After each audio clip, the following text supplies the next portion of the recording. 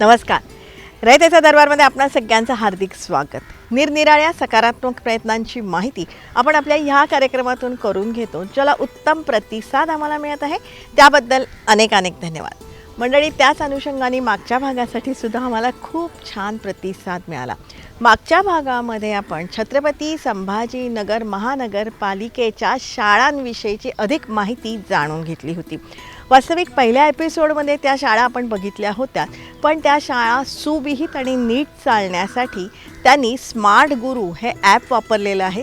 त्या ॲपविषयी आपण जाणून घेतलं आणि हे सगळं बघून आम्हाला अनेकांनी विचारलं की स्मार्ट सिटीची जी ही योजना आहे ना, ती फक्त छत्रपती संभाजीनगरसाठीच आहे का, इतर शहरांसाठी नाही आहे का? मंडळी, इतर शहरांसाठी सुद्धा ही योजना आहे आणि त्यातून त्यांनी कुठले कुठले प्रकल्प घेतलेले आहेत हे आपण एखाद्या एपिसोडमधून नक्की जाणून घेऊया. पण त्यासाठी तुम्हाला रयतेचा दरबार नेहमीच बघायला लागेल. त्यासाठीच एकमेकांना मदत करू, एकमेकांची काळजी घेऊया आणि सगळ्यांचं जगणं समृद्ध करूया. त्यासाठीच रयतेचा दरबार.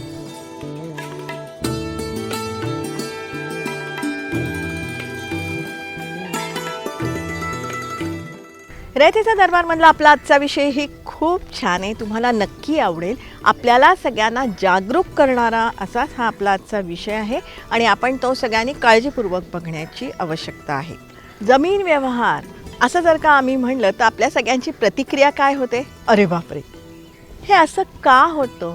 याचा कुठेतरी विचार केलेला आहे का? याच्यामागचं कारण असं आहे की जमीन व्यवहार आणि गैरव्यवहार याची कुठेतरी सांगड घातली गेलेली आहे. त्यातूनही जमीन व्यवहारांविषयी माध्यमांमधून ज्या बातम्या येतात ना, त्या सगळ्या गैरव्यवहारांशी संबंधित असतात. हे असं का होतं हाही आपण विचार करायला पाहिजे. यातलं सगळ्यात महत्त्वाचं कारण म्हणजे जमिनीला आलेला प्रचंड भाव आणि जमीन व्यवहारांच्या बाबतीमधले जे कायदे आहेत ना, त्या कायद्यांविषयीचं आपलं अज्ञान ही दोन महत्त्वाची कारणं आहेत. वास्तविक सरकारी पातळीवरून ह्या सर्वांसाठी निरनिराळे नियम आहेत, कायदे आहेत.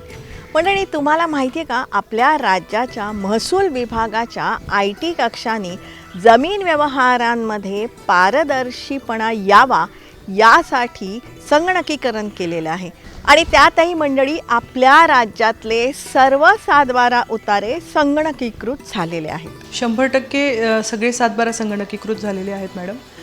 खरं तर हा एक फार मोठा उपक्रम शासनाने महाराष्ट्र सरकारने 2002 पासून राबवला आणि त्याचं जे फलित आहे ते 2016 सालीपासून आपल्याला मिळायला लागलं. महाराष्ट्र हा एक फार मोठा प्रदेश आहे आणि आपल्याकडे सुमारे 2,62,00,000 एवढे 7/12 आहेत आणि या 7/12वरती जे खातेदार आहेत, म्हणजे जे शेतकरी किंवा इतर धारक आहेत, त्यांची संख्या 5 कोटीपेक्षा जास्त आहे. 2,62,00,000 7/12 उतारे संगणकीकृत झालेले आहेत. सो आपल्याकडे शेताची माहिती ही आपण फॉर्म नंबर 7मध्ये ठेवतो. शेतकऱ्याची माहिती ही फॉर्म नंबर 8मध्ये असते आणि पिकांची माहिती फॉर्म नंबर 12मध्ये असते. हे तीनही फॉर्म म्हणजे 7, 12 आणि 8 हे तीनही फॉर्म 100% संगणकीकृत आपण केलेले आहेत. मंडळी, फक्त आपलं नाव आणि आपली जमीन जिथे त्या गावाचं नाव इतकं जरी त्या महाभूमीच्या वेबसाईटवर टाकलं ना, तरीही आपल्याला आपली जमीन सापडते, 7/12 सापडतो किंवा आपण ते दाखले बघू शकतो. माझ्याकडे एक गृहस्थ आले होते ज्यांना माहिती नव्हती की त्यांचे 7/12 असे आपल्याला अवेलेबल आहेत. तर त्यांनी सांगितले की माझी जमीन कुठे आहे मला माहिती नाही, फक्त कधीतरी घेतली होती आणि एका गावामध्ये मी घेतली होती. नेमकं कुठल्या गावात घेतली ती पण आठवत नाही. एका स्पेसिफिक तालुक्याचं त्यांनी नाव सांगितलं आणि त्या भागाचं नाव सांगितलं. मग तिथली जी 2-3 महत्त्वाची गावं होती, महत्त्वाची गावं म्हणजे जिथे सगळ्यात जास्त व्यवहार होतात, जिथे लोक इन्व्हेस्टमेंट म्हणून जमिनी घेतात. तर त्यातली 1-2 गावं आम्ही निवडली आणि मग त्याच्यामध्ये त्यांचं नाव आम्ही सर्च केलं. त्याच्यामध्ये त्यांना त्यांची जमीन पण सापडली. आपल्या संकेतस्थळावरती नुसती जमीनच नाही तर त्याचा नकाशा पण बघायला मिळतो. तर ती नकाशासुद्धा आम्ही त्यांना दाखवला आणि ते अत्यंत खुश होऊन गेले. त्यांना त्यांची जमीन पाहायला मिळाली आणि ते तिथे जाऊन समक्ष त्याच्या पुढचा त्यांना जो व्यवहार करायचा होता ते करू शकले. आपल्याकडे आपली जो संकेतस्थळ आहे त्याला जर तुम्ही व्हिजिट केली तर तिथे तुम्हाला फ्री विनामूल्य अशी सातबाराची माहिती मिळते. त्याच्यासाठी तुम्हाला फक्त 2 गोष्टी माहिती असायला लागतात. एक तुमचं स्वतःचं नाव आणि दुसरं म्हणजे तुमची जमीन कुठल्या गावामध्ये आहे. या 2 गोष्टी जर तुम्ही घेतल्या तर जिल्हा, तालुका, गाव निवडायचं आणि त्याच्यामध्ये स्वतःचं नाव म्हणजे आडनाव लिहू शकता, पहिलं नाव लिहू शकता किंवा मधलं नाव लिहू शकता.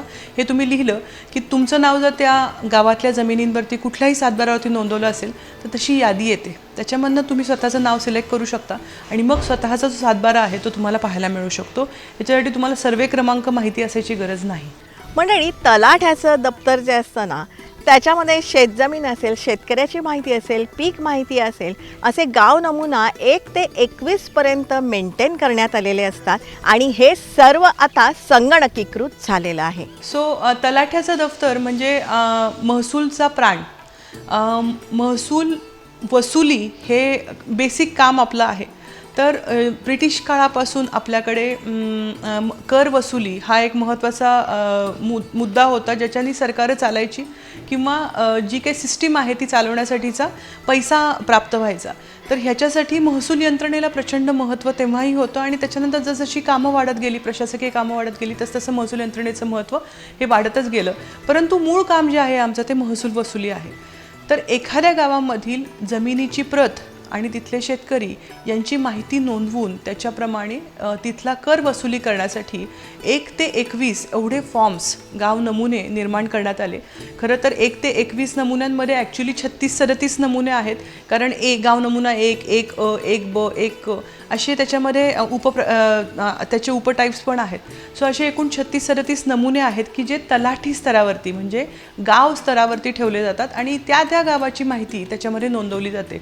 मग ह्याच्यामध्ये मी मगाशी सांगितलं त्याच्याप्रमाणे गाव नमुना 7 याच्यामध्ये शेताची माहिती असते.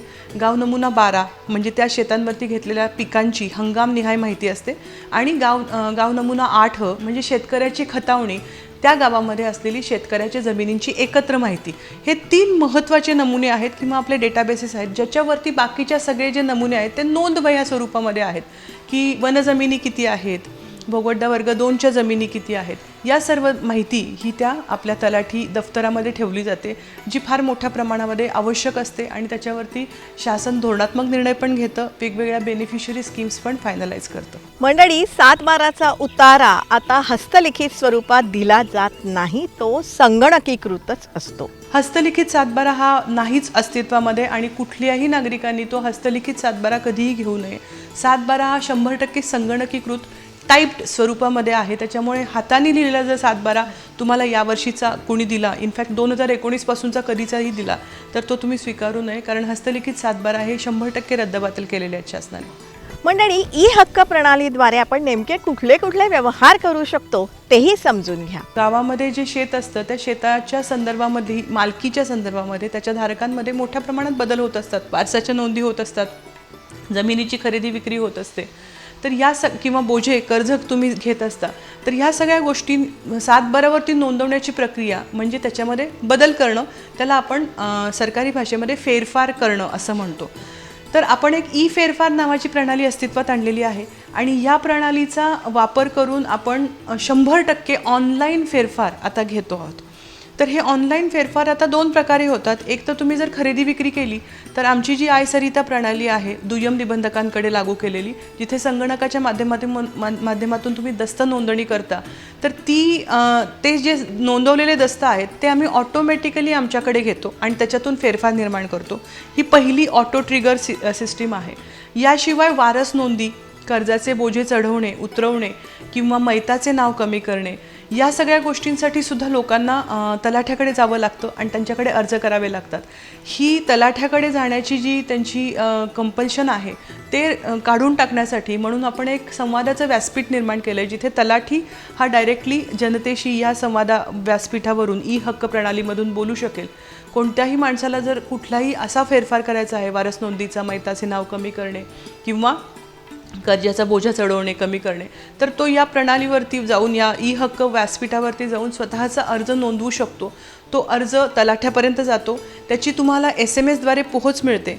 जर तलाठ्याला त्याच्यामध्ये काही त्रुटी आढळली तर त्याचाही SMS तुम्हाला येतो आणि जर तुमचा अर्ज मान्य झाला आणि त्याच्याप्रमाणे तुमचा फेरफार मंजूर झाला तर त्याचीही तुम्हाला SMS द्वारे नोंद मिळते. तुम्ही घर बसल्या हे काम करू शकता. आणि मॅडम, मला सांगावंसं वाटतं की साधारणपणे 1.5 लाख अर्ज आमचे या प्रणालीमध्ये आमच्याकडे प्राप्त झालेत आणि त्याच्यापैकी 95,000 अर्जांमध्ये फेरफारसुद्धा निर्माण झालेले आहेत. म्हणजे आमचं जे सक्सेस पर्सेंटेज आहे ते निश्चितपणे चांगलं आहे आणि लोकांनी याचा मोठ्या प्रमाणामध्ये फायदा करून घ्यावा अशी मी तुम्हाला या निमित्ताने आवाहन करेन सर्वांना. तलाठ्यांकडे गेल्याशिवाय काम होत नाही हा समज दूर करण्याचाच हा प्रयत्न आहे. हा एक मोठा विषय आहे की काही ठिकाणी एकतर आपलं डॉक्युमेंट खूप संवेदनशील आहे, हा विषय खूप संवेदनशील आहे आणि साक्षरतेचं प्रमाण जर नसेल तर याच्या संदर्भामध्ये आपले सरकार किंवा महाई सेवा केंद्र या सगळ्या ठिकाणी सुद्धा या सुविधा सगळ्या उपलब्ध आहेत. महाभूमी पोर्टलचा मोठ्या प्रमाणामध्ये वापर त्या ठिकाणी होतो. तर ह्या सगळ्याचा विचार करून त्यांना पण अप्रोच होऊ शकतात आपले सरकार केंद्र, महाई सेवा केंद्र किंवा सेतू कार्यालयांमध्ये. जर एखादा व्यवहार आपल्या जमिनीच्या संदर्भामध्ये होतोय अशी तुम्हाला अंदाज असेल किंवा होईल असा हे असेल तर आपली चावडी नावाचं संकेतस्थळ आहे आपलं आणि आपली चावडीवरती त्या गावामध्ये होणारे सगळे फेरफार, चालू फेरफार ह्यांची त्याच्यामध्ये नोंद असते. तुम्हाला फेरफारापर्यंत सगळी माहिती बघता येते आणि त्याच्यानुसार जर तुम्हाला काही हरकत असेल तर ती तुम्ही तलाठ्याकडे दाखल करू शकता. फेरफारसाठी किती कालावधी लागतो तेही जाणून घ्या. फेरफारासाठी एक 15 दिवसाची हरकत कालावधी हा कंपल्सरी आहे आणि त्याच्यामुळे जेव्हा तुम्ही एखादा अर्ज करता किंवा नोंदणीकृत दस्त करता तर तो दस्त झाल्याच्या दिवसापासून फेरफार हा साधारणपणे 28 दिवसांमध्ये मंजूर करावा अशा शासनाच्या सूचना आहेत. साधारणपणे 1 महिन्याच्या पिरियडमध्ये तुम्हाला तुमचं नाव हे 7/12वरती अंमल झाल्याचं दिसायला लागतं.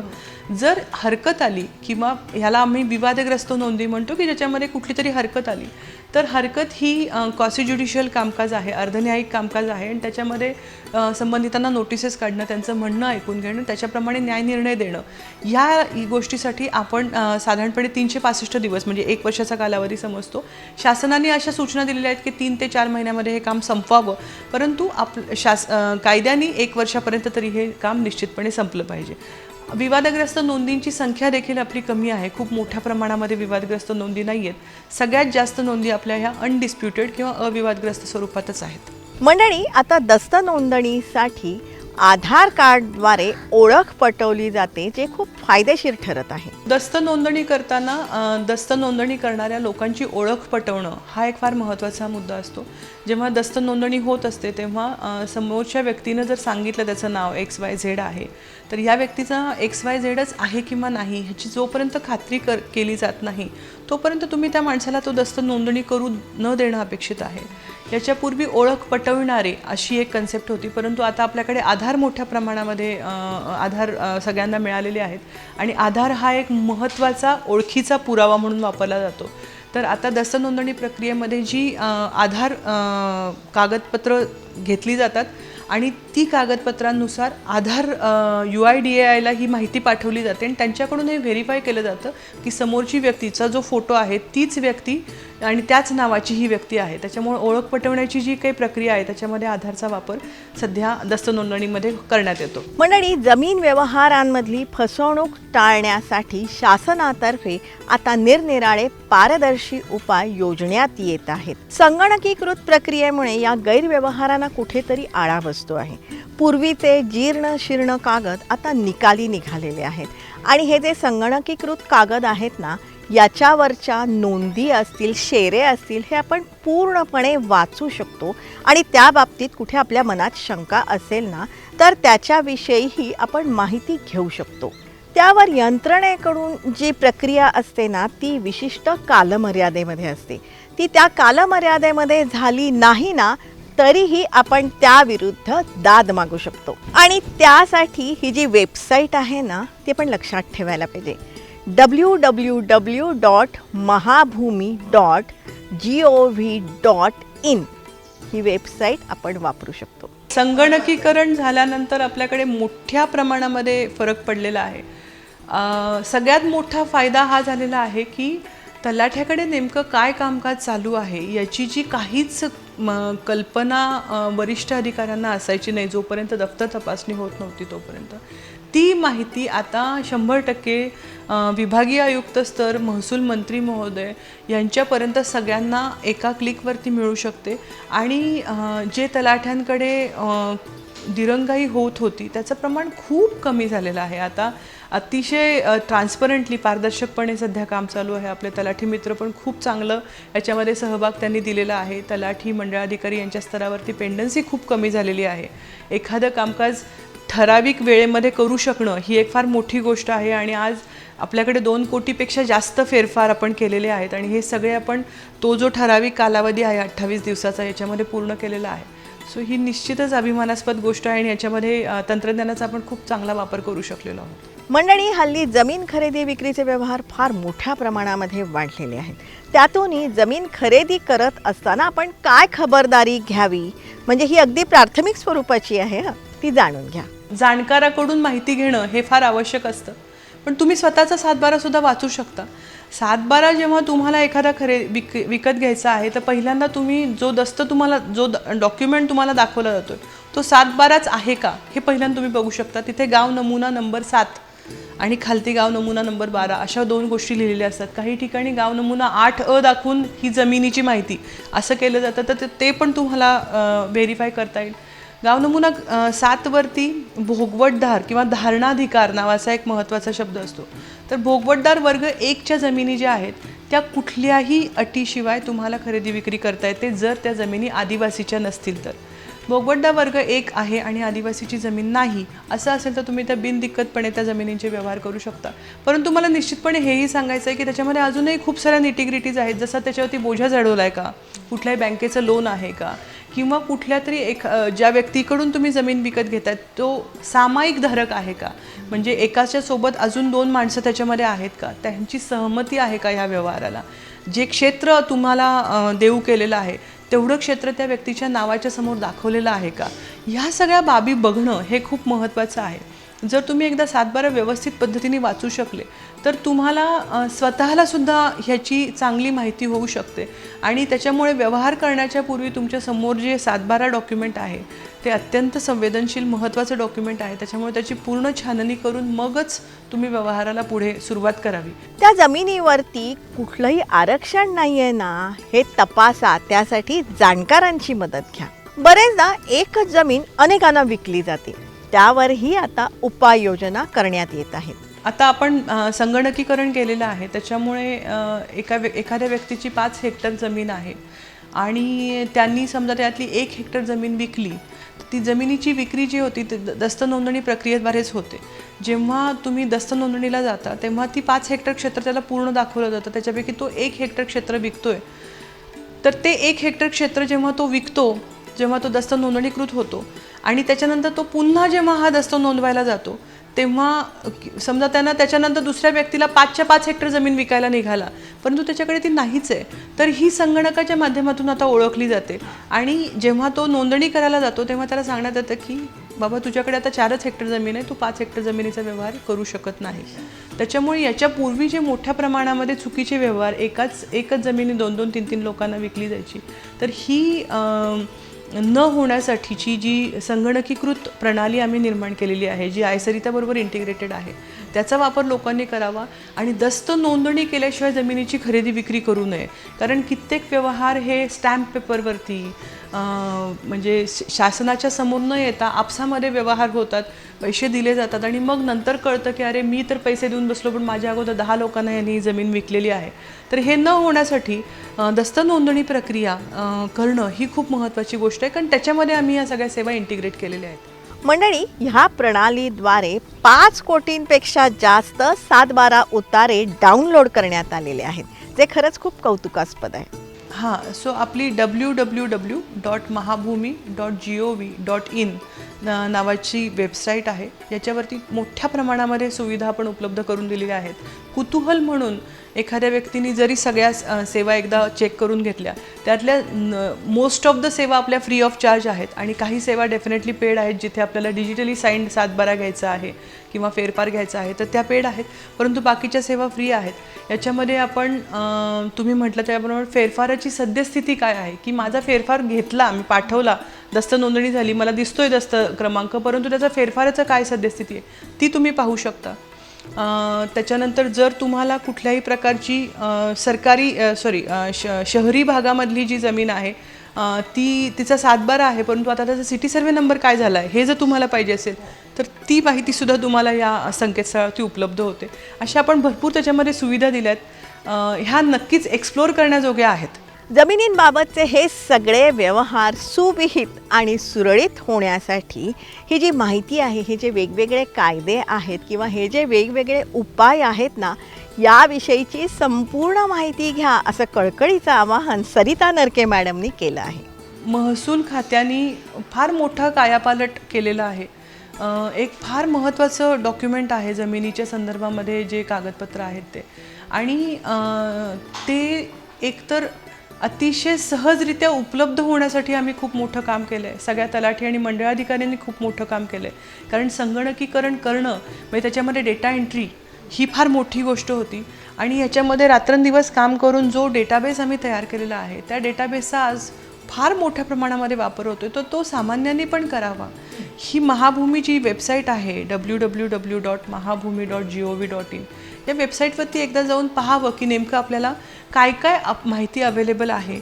तुम्ही जेव्हा ती माहिती ओपन करता, एक एक सिंगल टॅब ओपन करत जाता, तुम्हाला लक्षात येतं की याच्यामध्ये नेमकं आपल्याला काय दिसणार आहे. आणि जेव्हा तुम्ही कुठलाही जमिनीचा व्यवहार करणार असाल तेव्हा निश्चितपणे या वेबसाईटचा तुम्ही लाभ घ्या, अशी माझी या निमित्ताने सगळ्यांना आवाहन आहे.